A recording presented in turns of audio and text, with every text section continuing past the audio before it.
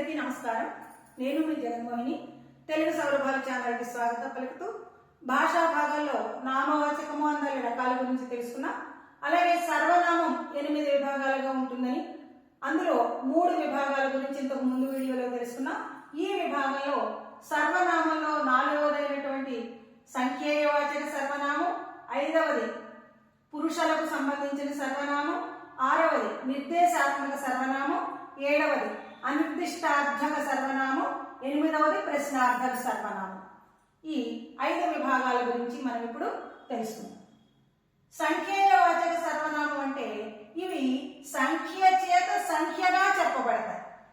అంటే ఒక వాక్యంలో మనకి 2 సంఖ్యలు కనపడతాయి. ఇవి ఈ చెప్పబడిన సంఖ్యలు పురుషులకు సంబంధించినవా లేకపోతే స్త్రీలకు సంబంధించినవా అనేది మనకి యథార్థంగా చెప్పబడదన్నమాట. ఎలాగంటే ఉదాహరణ చూడండి, వారు ముగ్గురు ఈ ముగ్గురే. వారు ముగ్గురు ఎవరు? వారు ఎప్పుడో మనం చూసిన వారు. వారు ఈ ముగ్గురే లేదా వారు వీరే. వారు ముగ్గురు వీరే, వారు ముగ్గురు ఈ ముగ్గురే, వారు నలుగురు ఈ నలుగురే. ఇలా ఒక సంఖ్య చేత ఇంకో సంఖ్య కనుక వాక్యంలో చెప్పబడినట్లయితే దీనిని సంఖ్యేయ వాచక సర్వనామము అని అంటారు. ఇవి డిగ్రీ చదివేటటువంటి విద్యార్థులకి చాలా ఉపయుక్తంగా ఉంటాయి అన్నమాట. 10వ తరగతి వరకు వీటి గురించి అంత మనకి అక్కర్లేకపోయినా నేర్చుకుని ఉంటే మనం ఇంటర్మీడియట్లోకి వెళ్ళేటప్పటికి చక్కగా తెలుగుని బాగా రాయగలుగుతాం అన్నమాట. ఇంకా 5వది, ఇది మనకి 8వ తరగతి దగ్గర నుంచి కూడా పిల్లలకి చాలా అవసరం. పురుషులకు సంబంధించిన సర్వనామం. వాక్యాలు రాసేటప్పుడు సామాన్య వాక్యము, సంశ్లిష్ట వాక్యము, సంయుక్త వాక్యము, అలాగే చేదర్థకము, కర్తరి, కర్మణి వాక్యాలు ఇవన్నీ రాసేటప్పుడు ఈ పురుషులకు సంబంధించినటువంటి సర్వనామాన్ని బాగా తెలుసుకోవాలి. ప్రథమ పురుష ఏకవచనంలో ఏమొస్తుంది మనకి? వాడు. అలాగే బహువచనంలో వారు, వాడు, వారు. ఇది ప్రథమ పురుషకు సంబంధించింది. మధ్యమ పురుషలోకి వచ్చేసరికి నీవు, మీరు.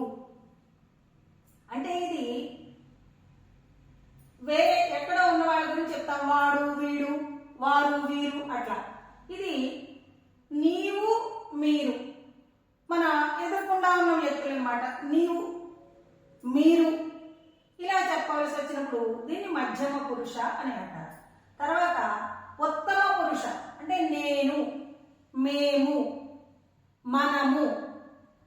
ఇటువంటి పదాలని ఉత్తమ పురుష సర్వనామాలు అని అంటారు.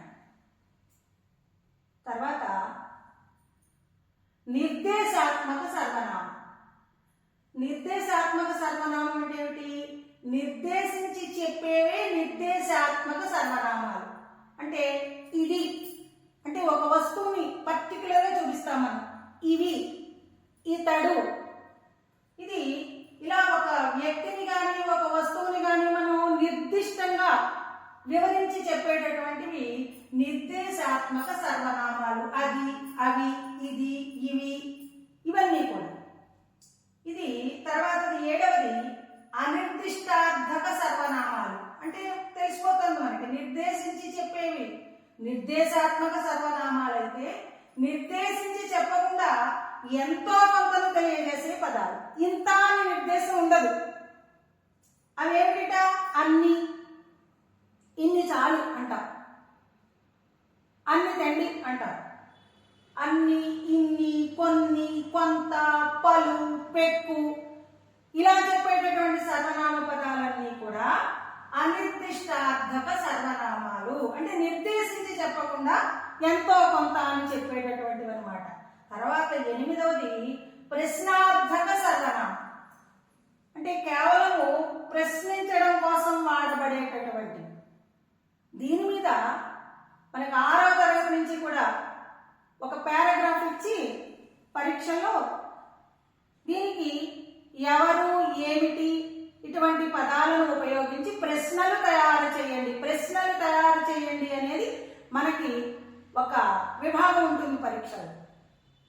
ఆ పారాగ్రాఫ్ ని చదివి దాని మీద ప్రశ్నలు తయారు చేస్తాం. ఆ ప్రశ్నలు తయారు చేయాలంటే మనకి ఏం తెలియాలి? ప్రశ్నార్థక సర్వనామం తెలియాలి. ప్రశ్నించడం కోసం ఎందుకు, ఏమిటి, ఎక్కడ, ఎలా. తాజ్ మహల్ ఎక్కడ ఉంది, తాజ్ మహల్ ని ఎవరు నిర్మించారు, ఎందుకు నిర్మించారు, దాని ప్రాధాన్యత ఏమిటి, అది ఎలా సంరక్షించబడుతోంది, ఇవన్నీ ఇలాగా ఒక్క వాక్యానికి మనం ఇన్ని ప్రశ్నలు తయారు చేయొచ్చు. ఎవరు, ఏమిటి, ఎక్కడ, ఎలా, ఎందుకు. ఇలా ప్రశ్నించడానికి వాడబడేవన్నీ కూడా ప్రశ్నార్థక సర్వనామాలు అని అంటారు. ఇలా మొత్తం 8 రకాలైన సర్వనామ విభాగాలు ఉన్నాయి. ఇవన్నీ కూడా చక్కగా నేర్చుకుంటారని ఆశిస్తూ మరో వీడియోతో మీ ముందుంటాను. 3వది విశేషణం. ఆ విశేషణము, అందులో ఉండే విభాగాలు మరో వీడియో ద్వారా తెలుసుకుందాం. ఈ వీడియో కనుక మీకు నచ్చినట్లయితే లైక్ చేయండి, షేర్ చేయండి, సబ్స్క్రైబ్ చేయండి. మరో వీడియో చేసే అవకాశాన్ని నాకు కలిగించండి. తెలుగును బాగా నేర్చుకోండి.